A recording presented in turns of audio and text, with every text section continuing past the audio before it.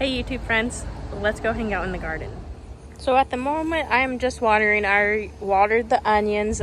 The onions are doing wonderful.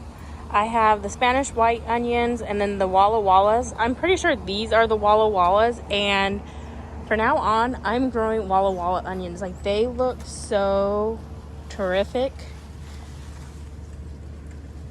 Here's my hands. Here's my thumb for reference, huh?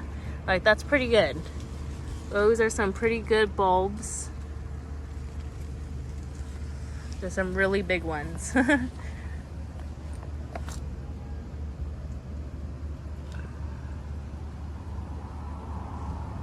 have a lettuce that popped up. I planted some bitterless slow bolt lettuce that does wonderful in the heat.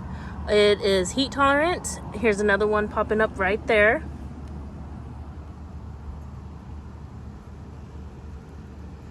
And lettuce seeds, and a lot of seeds actually, they don't like to germinate if it's above like 80 degrees. So we had a couple cooler days in the mid 80s, and so that gave these guys a break to germinate, and it rained and stormed. So sometimes you just need perfect weather for things to just germinate. So a lot of times I always just say, if it's meant to be, the seeds will germinate. Right over here I'm watering the green beans. They have been doing wonderful since I pulled out those onions and redid this area. I fertilized, I put new compost on top, and planted green beans. Also, since then, I planted corn in the bed that I'm watering right here, kind of like in a zigzag through the open spaces. And then I also planted corn all throughout here.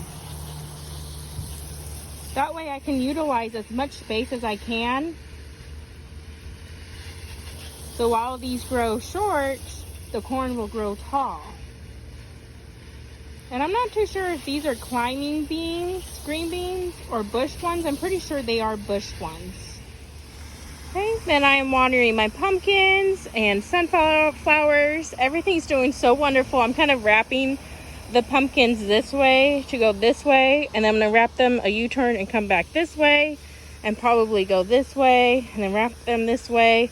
That way I could kind of just contain my pumpkins in this immediate garden area instead of having them go straight out this way where my dogs will jump on them and stuff like that. And then if I need to, I'll get like kind of like a little fence if I really need to, depending on how great the pumpkins are. But for now it's just an experiment. The leaves are wonderful. There's no mildew. I do have some baby pumpkins popping up. Let's see if I can find one now that I'm looking for them, huh? Oh, here we go. There's loads of male flowers. A lot of times the male flowers will come out and stay here for a long time. You'll get nothing but male flowers, and then you'll get a female flower. And if you're not familiar with female and male flowers, let me be a broken record because you're gonna hear this a lot. This is a male flower. Oops, I just pulled it out. So here's a male flower. It just has a stem, and then inside, y'all can probably figure out what's inside, is a little stem. And if you don't have a lot of bees, oh, we got a little, there it is. Here's a male flower. It's just the stem and its little piece. You can poke this off. And when the female flower opens up, remember the female has the fruit. So even in nature, the female is still fruit bearing, huh? When she opens up, you will take this and you will just rub the pollen inside. There's a cucumber beetle right there.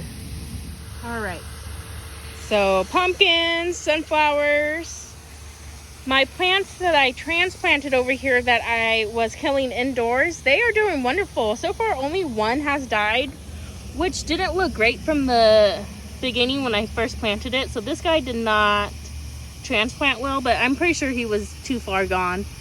These guys are doing okay. There's some new leaves coming right there. So all these guys are doing pretty well. I think they like it better out here. I can kind of neglect them a little bit more because when I get bored, I think I overwater them inside. These guys are getting dark. They were so light in color, so they are doing well. They're probably gonna go to war with this guy over here. This is a sedum right here, dragon sedum or something like that. Beautiful. I put a little piece of him right here, so I'm pretty sure I will take this guy and break him up and plant him pretty much everywhere in my garden that I need to kind of like mulch, because I think this would be a great living mulch. And when I bought this, it was only like 3 little guys in a small little container for like, I think I spent like $2 on it, and look, it's an expensive plant now. This is my gladiola flowers. I got 2 of them. They're doing wonderful. I actually bought these bulbs from the Dollar Tree. This is the 2nd year I planted them. I dug them up at the end of the year. At the end of last year, I completely let the leaves die back so all the energy can go back into the bulbs. I dug them up. I put them in my garage. I did nothing special with it. Planted it in the springtime. And here we are again. Plants want to live. All right, so here we are. We are in the green bean bed. So there's the green beans. Over here I have the melons kind of sprawling out that way. Again, I'll probably have them go up forward and that way. I have these tomatoes, which I probably won't keep for very long. I thought this was a slicer tomato, but it's a sweetie tomato, and that's a sweetie tomato. And I have a 3rd sweetie tomato over here. So I'm just gonna get what I can out of these as a bonus plant, and then just take them out when this kind of grows wild. I have a Hanover ground cherry here and here. I'm trying a new variety to see if it's different from the Aunt Molly's. So far they are much slower than the Aunt Molly's. I don't even know if ground cherries are all the same, but these are much slower.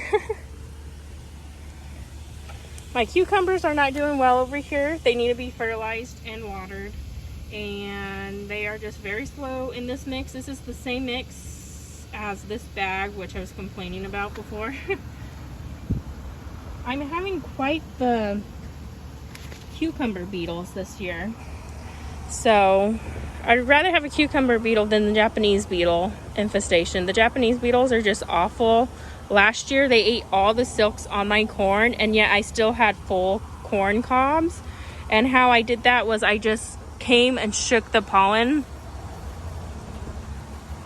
off the tassels, and then I also would grab the tassels like this,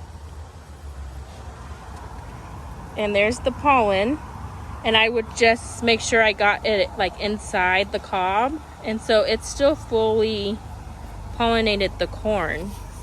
So I guess that's something looking positive, that I can still get corn even if the Japanese beetles find me. So here's the corn that I planted, my 2nd round of corn that I planted in this bed. So I kind of went like this through all the open spaces, and then through this way, and then all throughout this. So it's close. My secret to corn is planting extremely close together. That way the wind can pollinate them, and they're so close together that they are guaranteed to have pollen fall down on each other's leaves, and it will travel down all the way to the armpit of the corn cob. So here's the corn cobs right here coming out of the armpit right here. And so the pollen will fall down and go and start pollinating the silks. So my secret is plant close. I do about 4 to 6 inches. You probably want to do 6 inches, but I really like to push the boundaries in the garden, so I do about 4 inches. Here's that corn that I have my 2nd round. It's a hybrid corn, and my issue with corn is it's kind of starchy, so I'm going to try to harvest my corn sooner. Eating it fresh is great, but like when I take it inside, it just gets starchy within days. So I don't know if that's because it's an heirloom corn or not. So I'm going to try this hybrid, but either way, fresh grown corn is fantastic. Nothing beats it. So yeah, so this is the silver and gold hybrid corn, and it's a shorter day, I believe. Days to harvest 65 days. So yeah, so you want to do about, you know, under 80 days to harvest vegetables right now. Or my first frost is, let's see, it's October 15th, but sometimes it comes like in November. So I'll push it, you know, anything that survives and I get a harvest out at this point, I just call it a bonus. Here's this broccoli. It's doing wonderful. So this is my broccoli bed. Here's my zucchini. My big slicer tomato just is so slow. It's leaf curl. This is a mechanism when it's just hot and humid. Tomato plants will get leaf curl, and it's just not doing well. So I'm not really counting on tomato slices. If I get one, it's a bonus. So I have a zucchini plant right here. It's a young one. I planted my zucchini a lot later in the season because I was trying to avoid the squash bugs. I just hate squash bugs. I do hand picking and throw them into soapy buckets of water. That's how I take care of my pests in my garden, or I flick them. Because I don't like to deal with sprays. I did sprays the first year, and when your garden gets bigger, it just isn't realistic. You can't be buying $15 on sprays, and I just don't trust them. I say no sprays is better. So I planted the zucchini a lot later this season to avoid the squash bugs. Not that there's any spray or powders that you can use on squash bugs. They are like invincible in the garden. There's also another one, I can't think, the vine borer. Oh my goodness. So a vine borer, it's a moth, and it flies around and lays its eggs on the bottom of the soil. When the caterpillar or worm or whatever it is pops out, it goes into the stem of your zucchini plant, and it travels all the way through it, eating the zucchini, and then it turns into a moth later on, and it kills your zucchini. So if you have a zucchini and you're watering it and you can't figure out why your zucchini keeps going limp on you, no matter how much you water it, it just looks so thirsty, there's probably a vine borer inside of it. So I planted my zucchini a lot later this season, and I haven't had to go to war with the squash bugs. So that is my method. Sometimes a lot of people will just plant a lot of zucchini so they get a lot at once and then call it good. I don't want to do that because I don't really want the pests to want my garden. So I'm trying to just plant them later and avoid that mating cycle. Because I don't want to use anything harsh in my garden, because I'm sure there's a chemical spray that you can use that would take it out, you know. But again, I don't want to do any of that. I don't want to put money for stuff like that, and I'm no scientist, and I just do clean, no spray gardening. And so far, I think my garden's doing pretty well. So we had a birthday party yesterday for my daughter. She turned 8. My husband told me a lot of people were walking in my garden and saying how beautiful my garden is, and that is such a compliment because I come out here for not that long. I do a little bit at a time, just watering, picking the weeds, and I need to do a quick walkthrough. I got some harvest to do, which is so exciting. I'll take y'all along with me. And really, you only need to spend about 20 minutes in your garden, and you can have a pretty good established garden. Come August, though, I do get tired, and I just let it turn into a wild jungle. Plus, it's fun, you know. At that point, I'm like, everything's a bonus. But back to the zucchini. I used to hand pick them off, right? And I would dump them or squash them or whatever you want to say you do. And the plant would eventually just get weaker and weaker because I'm like tossing the plant's leaves back and forth looking for them because they like to lay their eggs underneath the leaves. And squash bugs, I swear, they are the smartest pests ever. You start messing with your zucchini plants, you look up, and the squash bugs will walk across your garden to the other bed and just wait for you to leave. And they come back. I swear, I watched it. I swear, it's true. You know? And at one point, you got to ask yourself, is it worth it for a 65-cent zucchini? Planted in all these open spots. I pulled out the old broccoli plants. In all the empty spots, I planted more seeds. That way my fall garden can start coming along while I'm still getting rid of the spring and summer garden still going strong. So wherever there's an open spot, I have seeds. I have cilantro going in multiple areas underneath things because cilantro will bolt very easily. I have cilantro, I have basil. Basil loves the heat, so I have basil scattered underneath my tomatoes. They say basil and tomatoes go well together. My cabbages are doing well. This guy's bulking up so quick. He's still a little bit loose. So with cabbage, you just wait until it's firm and right before it's about to crack open, and that's when it's ready to harvest. So cabbage is doing great. Watermelons, cantaloupes, my bitterless lettuce, it's wonderful. My bell peppers are doing well. My San Marzanos doing well. They're not red yet. My white cherry tomatoes, I have a couple on there I need to harvest for my daughter. My bell peppers are doing great. Look at them. This is like the year of the pepper. So I normally plant them in pots, and then later in the season I put them in my beds, but this year I just planted them in my beds, and that's what they like. So this was the pepper that started growing before I fertilized. So it is very light in color, but it should be dark green like this. And if you remember in my last video, I was pointing out how light these leaves were. They were like these leaves. So I need to fertilize these guys. But see how light in color these are? They're just light, very light in color. And they should be like dark green like this. So they are getting much, much darker. So there's the comparison. Your garden will tell you what it needs. I also have carrots scattered about. Your garden will tell you what it needs, and light colors and leaves, you're either overwatering or you need nitrogen. So look how dark this pepper is compared to this pepper.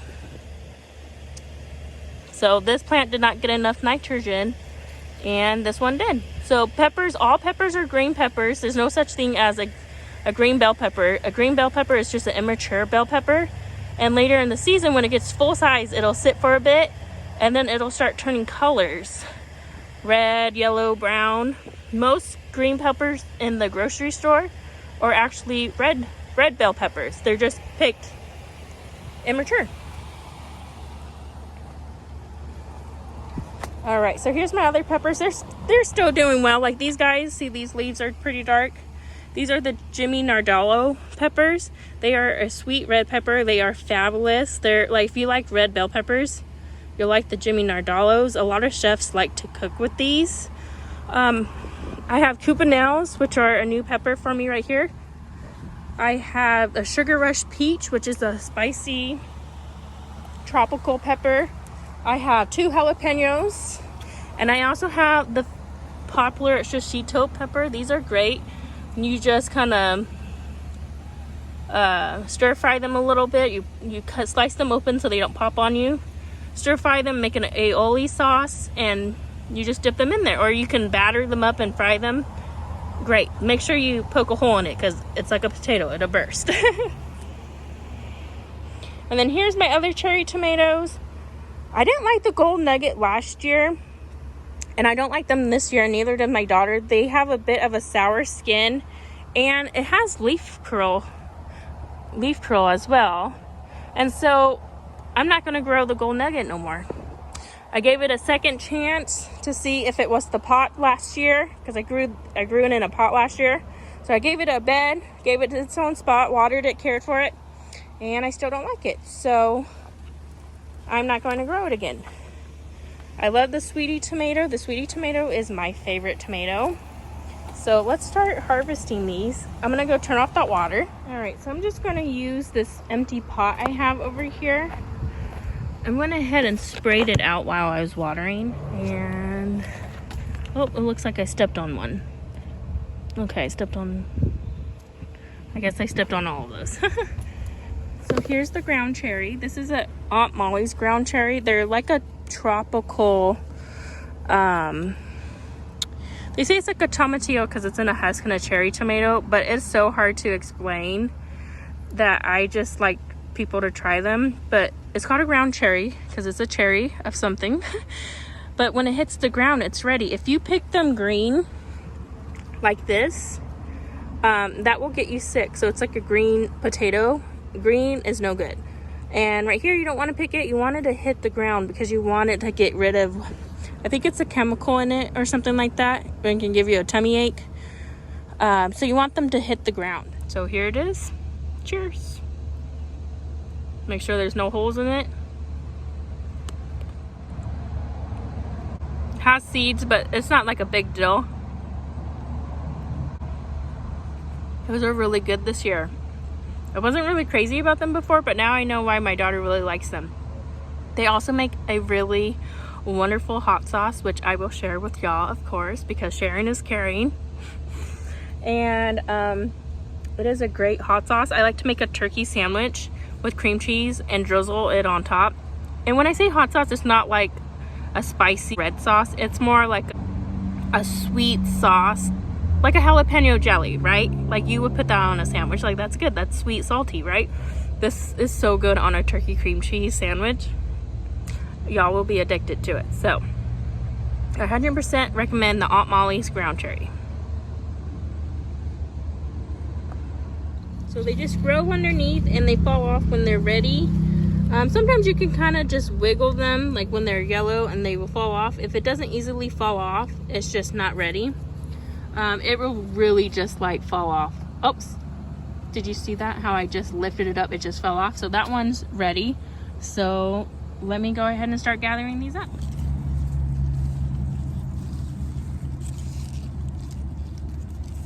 There's a chipmunk that comes in here and eats them, so we're at war with the chipmunk. But I planted plenty of them so we can share. And that's like my other thing that I do with the animals. And when animals are your pests, you just gotta plant more and share the bounty once they realize what you have in here.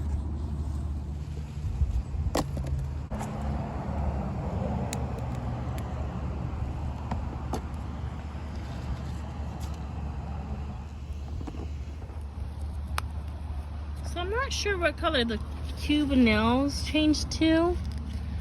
I will have to look into it. I might just let it fully ripen and then see from there. So here's the Sugar Rush Peach. Those are really green, so those are not ready yet. I think they turn like kind of like a tint of peach or orange color.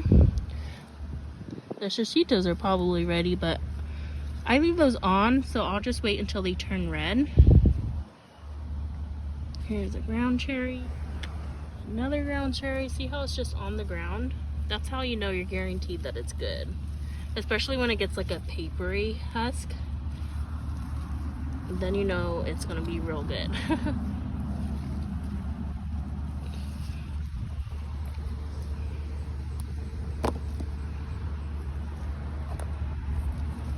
There's some on the ground. On the ground. The gold nugget. We will go ahead and pick these guys.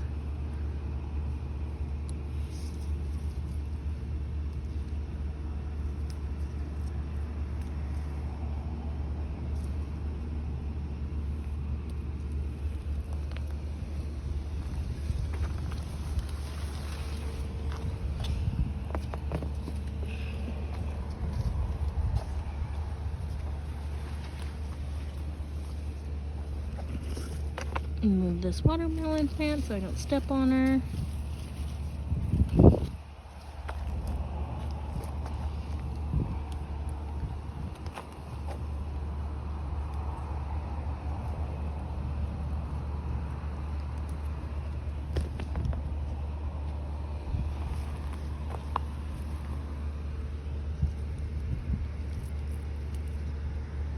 It's definitely bountiful. Like there's a lot on here, that's for sure. So that's a good quality, you know. All right, I'll come back for the others tomorrow. Here's my wonderful sweetie tomato.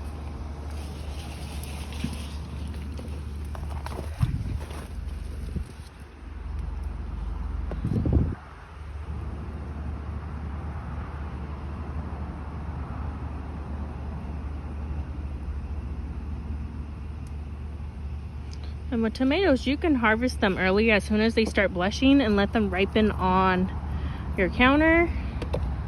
I do that with slicer tomatoes because I have a horrific horror story when I picked a tomato too late. But with cherry tomatoes, I just get them as soon as they're ready. Sometimes I pick them early, but I don't worry about it too much. Then I have this bush over here. I think I have a couple over there. I will go grab the honeycomb cherry tomato, and it is a favorite. It is so sweet. It is so good. I definitely recommend the honeycomb tomato. It turns like this dark orange color right here. It's like eating fruit. Like, it's like one of those tomatoes when you eat it and a light bulb goes off and you're like, now I know why it's a fruit.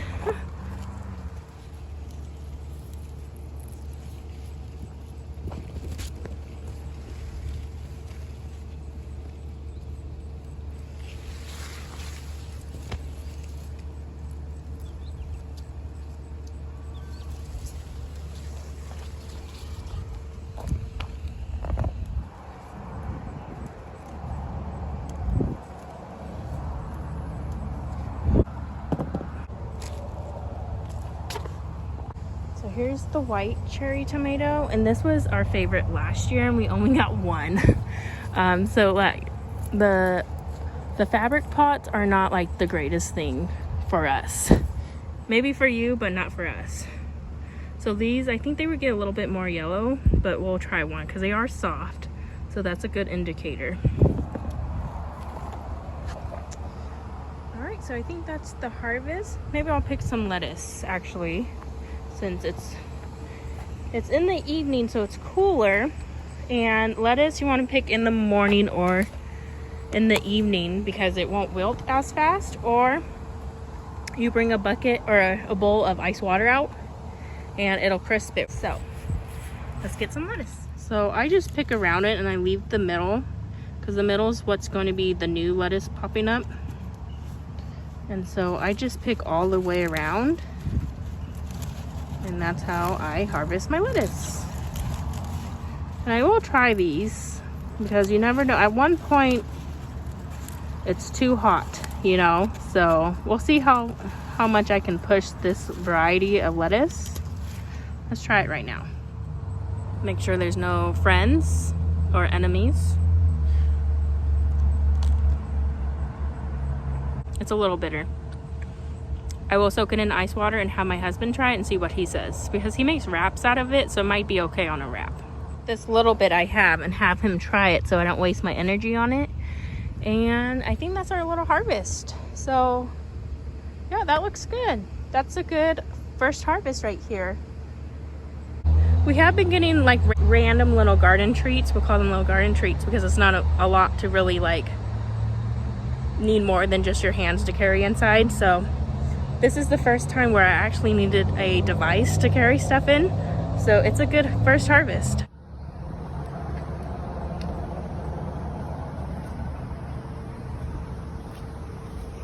I also ripped out the peas. I didn't see too many new flowers. So at one point when your plants are just not producing a lot of flowers, they're just going to ripen what it has, and it's just time to go. So these are just peas. You just crack them open and you eat the peas inside. So I will enjoy this little garden snack and take my harvest inside. Do you see the harvest, mamas? Yeah. My daughter's out here. We are airing out the slide. She had her birthday party yesterday, so we need to air it out. But I hope y'all had a good time with my garden tour, and I'll catch y'all on the next. Bye. I gotta go. The next door neighbor's trying to come over and play. Bye, guys.